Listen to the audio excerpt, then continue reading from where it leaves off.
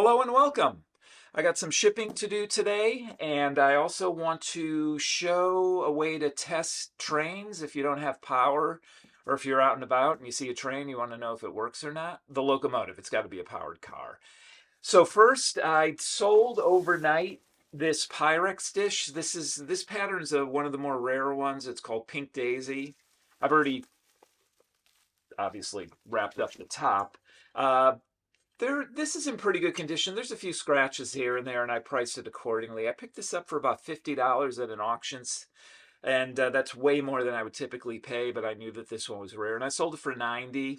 If it's in mint condition, no scratches, no scrapes, these things can go for almost $200, but happy with that, and hopefully the buyer is happy that they got a nice little deal. Also sold a couple of postcards.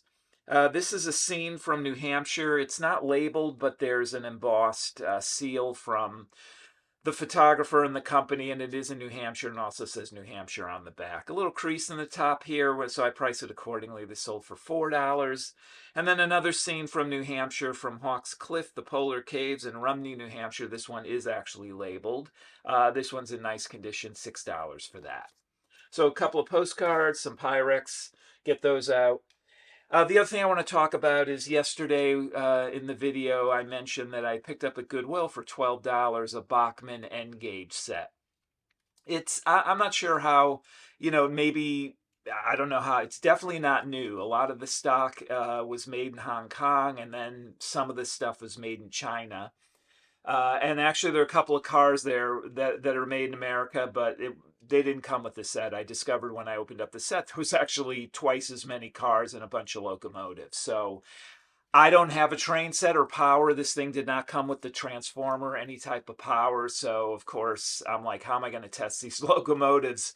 And, YouTube, the internet saves the day. So you can use a 9-volt battery, and I usually carry batteries when I'm out, flea markets, tag sales, estate sales, like 4 AA's and a 9-volt, just to test things.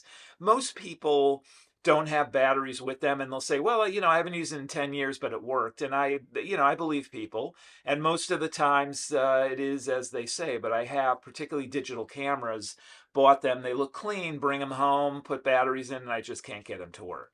So testing a train.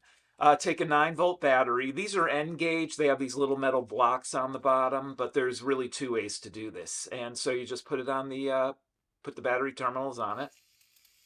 You got the light, and you can hear the wheels. And it doesn't matter what polarity you go, because the trains go backwards and forwards. You can also put it on the back, on any wheel that would be getting power. Now, the problem with this is that you're holding the wheel back. So you can hear it turn, and then if you push down even a little bit, it stops. So I find this method better. So I've got 1 locomotive that works, and right now 3 that don't. So the light goes on. So the light's on. And I can hear a click like it's trying to turn, which tells me the wheels are probably seized. And actually, when I'm trying to turn them, they're not turning. Actually, I think that, well, I can turn these with my fingers, the one that works. So I need to figure out if it's worth it to try to fix these. I've never worked on trains before, but it could be simple. Or just sell them as tested but doesn't work. And I'll check on eBay to see which is the better route, particularly from a time perspective.